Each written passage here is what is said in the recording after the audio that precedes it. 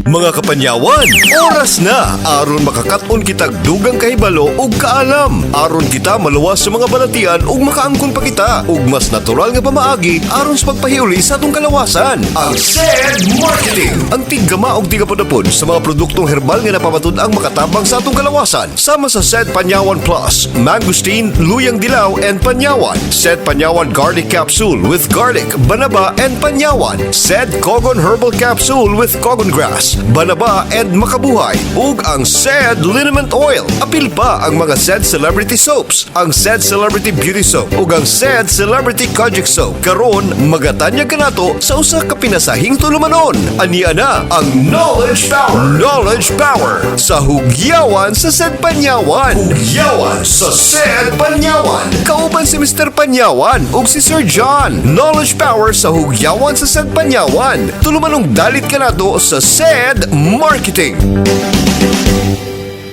Mga galang igsoon, mahikat daw kaninyong tanan. Welcome na usap nining atong tulumanon karon sa maayo nga panglawas. Atong kini kanato sa maayong kabubuton sa SED Marketing.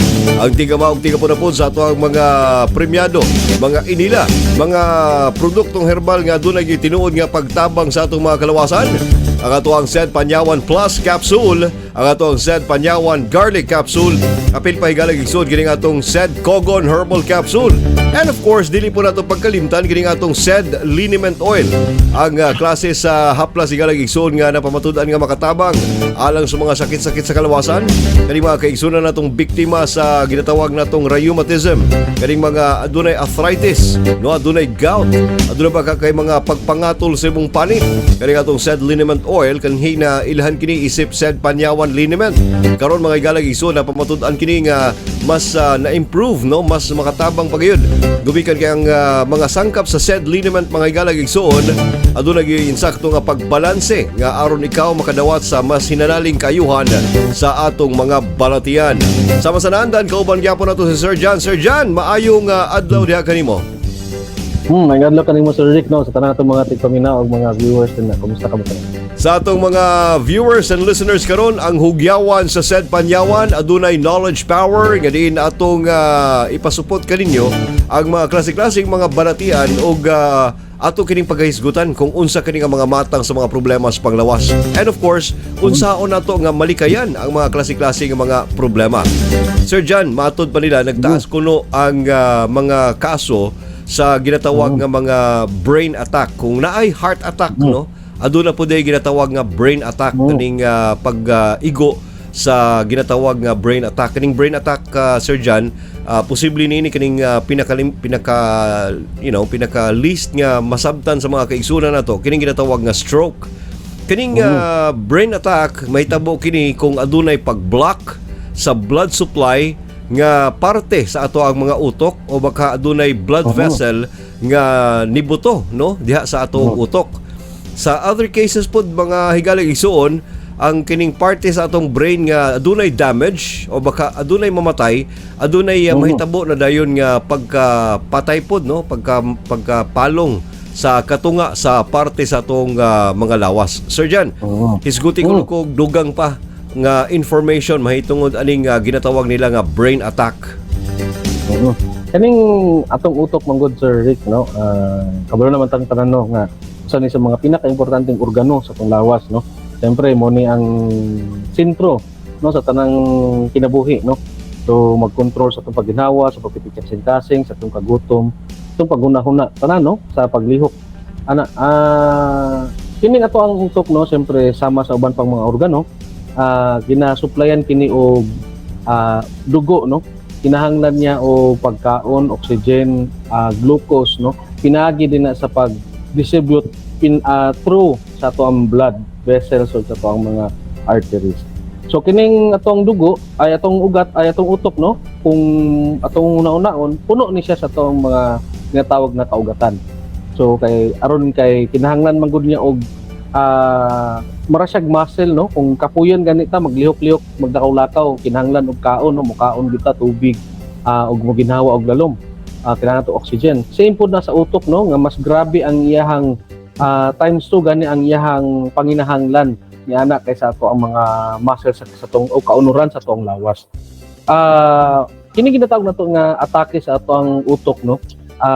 daghan o ubay-ubay ka mga klase sa mga hinungdan nganong makasinati ang usa ka tawo niya na una na dinha to dinha no tong ginatawag ato ginaingon nimo kaganina na stroke no kung asa ginatawag nato ni sang cardio cerebrovascular accident no kung asa ang mga kaugatan ma-block no adunay blockage tungod sa increase in cholesterol or aduna bay injury na niaguman no ang usa ka tawo no kung asa ang iyahang mga clotting factors ug mga platelets nag-block din na sa gagmayng ugat no sa mga capillaries nga makita nato sa tong utok kung asa mag-lessen ang ginatawag nato na perfusion.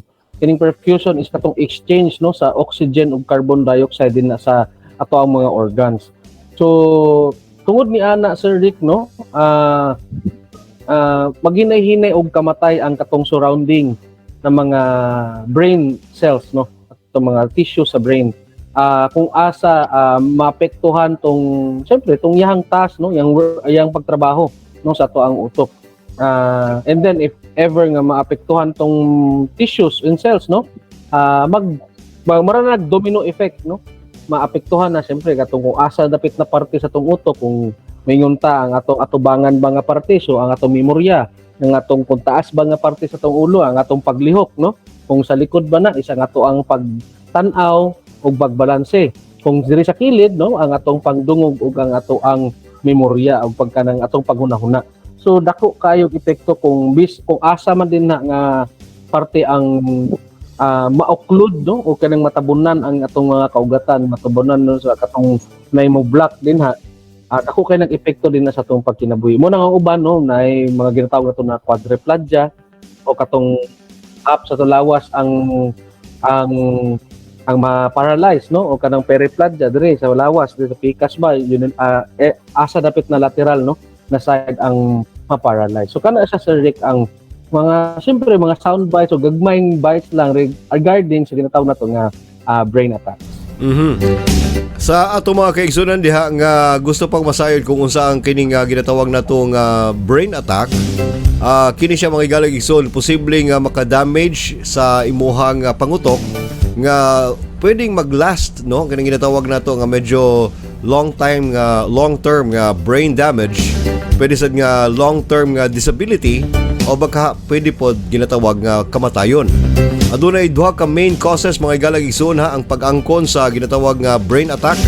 Pwedeng adunay blockage nga may tabo sa mga artery or kanang imuhang ugat adunay pag-block no sampong. Naapoy o kanang ginatawag niya siya nga ischemic stroke. Naapoy ginatawag nga leaking or bursting of the blood vessel or kanang ginatawag natong hemorrhagic stroke. Muna siya mga duhagyod ka mga hinungdan or kaning duha ka mga term nga posibleng may tabo kung adunay brain attack nga may tabo kanimo. Adunay mga kaigsunan nato nga maagi ani or makasinati ini nga temporaryo lamang aban aduna po'y mga uban pod nga for life na gyud ang ilahang pag-angkon sa mao nga balatian. Sir John, tagay ko luta og maayo nga pamaagi aron na malikayan nato kining ginatawag nga brain attack. So may mga best ways nga makaprevent nga makaangkon ini. Siyempre no Sir Rick no ang kining ginatawag nato nga mga problema sa atong kaugatan din sa atong utok Sir Rick no is a long term na process.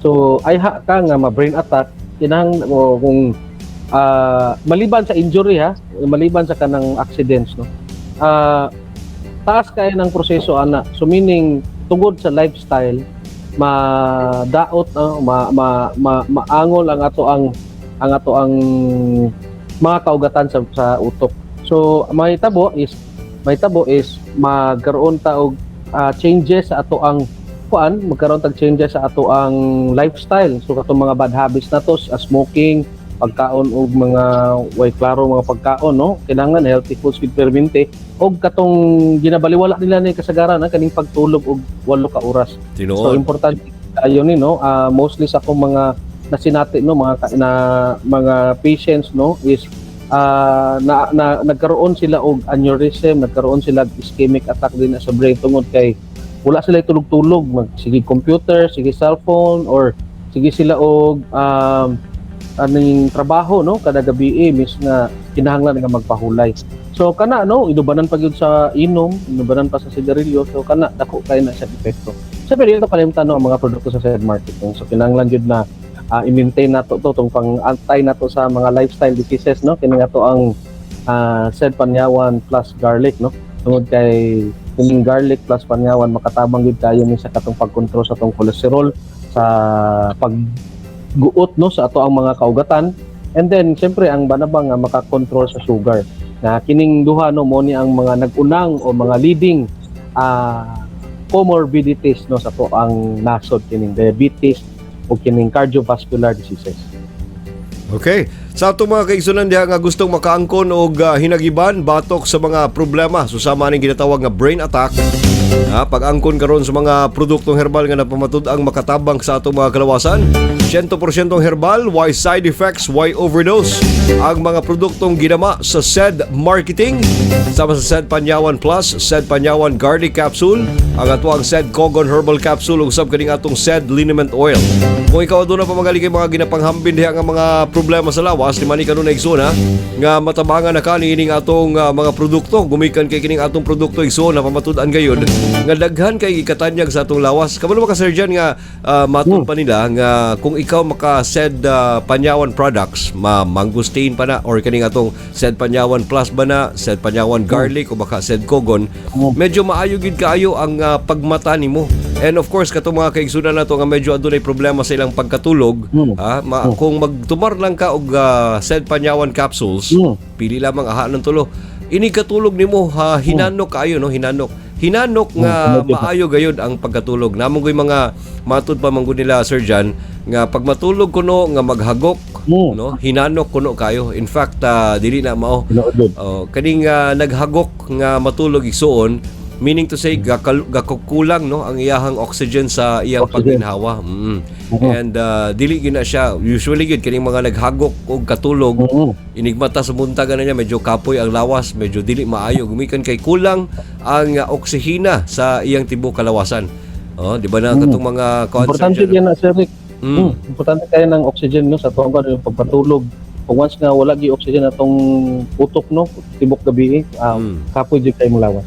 Sa maranang inigmata bitaw nimo surgeon sa buntag nga murag paminaw nimo gapanakit ang imong mga tiil, kabantay kana. Buot pasabot ang oxygen wala naka-reach out didto kutob sa imong tiil no, ug ang flow sa blood nga maayo wala gyud nakaabot sa imong mga tiil. Mo nang adunay mga instances kung ikaw igsoon kung naminaw ka o naglantaw ka karon and then inig mata nimo sa morning murag natingala ka nganong maayo man akong katulog, maayo man ang mong environment sa akong katulgan, aircon man, ngit-ngit. Then sakto po lang akong pagkatulog sa gabi. So nakatulog ko wala pa alas 10. And then nimata ko mga 6 o'clock sa morning. Nganong sakit man ang akong tiil itunob, no? Nganong aduna may pagpamoy-poy nga murag daw inig lihok-lihok nato sa atong mga tiil, sakit, no? Buot pasabutan lang mga igalag igsoon nga naay kakulangon sa pag-flow sa blood sa imuhang mga tiil. And then usapod ka na siya matud man nila surgeon nga murag matawag nato nga murag primary mura bitaw ka ng symptoms or mga sinugdanan nga mga bation nimo sa dili pa ka ma-stroke no, sa dili pa ka atakihon sa imong utok. Unang importante gid kaayo nga mag-amping kita sa atong mga kalawasan. Ang mga produktong herbal sa SED Marketing mga igalag igsuon napamatud-an gayud nga makatabang sa mas maayong functions overall sa atong lawas. Ilabi na kining atong mga kapsula igsuon nga naagyoy pagtabang gumikan kay aduna kini panyawan. Kining panyawan mo good surgeon, daghan kini igi katanyag nga kayuhan sa tong lawas tungod kay mapait kining klaseng herbal. And of course, aduna pa di pagmatuod sa kaayuhan gumikan kay pila na ka milyong Pilipino ang nag-testimony nga maayo gayud ang atong SED Panyawan products. Surgeon, murag wala naman kita igong oras ug panahon. And once again, nagapasalamat na po ako kanimo nga nagkauban na sad kita. And hinaoton ta nga nanapoy nakatunan kining atong mga viewers and listeners karon, Sir John. Salamat kay Sir Rick sa chance na po no nga maka-share na po og bagong mga kaibalo sa atong mga kaigsunan ng tigpabinaw og mga viewers. Ang padayong pagyapon sila no sa pag subaybay na itong programa. I-like and share gyapon ang ato ang page no, ang Panyawan Herbals no. O dili na kalimtan ang padayon sa pagtumar sa itong mga produkto sa SED Marketing. Sa itong mga kaigsunan niya, timani kanunay ha, ang SED Panyawan products sa SED Marketing na pamatud-an gayud nga dunay daggang ikatanyag kayuhan sa atong mga kalawasan. Kung sa igsuon kung pananglitan ikaw aduna pa manggali kay problema sa kalawasan, sanding na karon sa mas natural nga pamaagi sa pagpahiuli sa imong lawas gamit ang mga produkto sa SED Marketing. SED Panyawan Plus, SED Panyawan Garlic, SED Cogon Herbal Capsule ug sa mga atong SED Liniment Oil. Dili pod kalimtan ang mga sabon nga makatabang sa pagpais-is ug pagpaputi sa panit. Ang ato ang Celebrity Soap, aduna kitay SED Celebrity Kojic Soap ug SED Celebrity Beauty Soap. Kini si Mr. Panyawan nagaingon kung aduna pa manggali kay balatian pag SED Panyawan.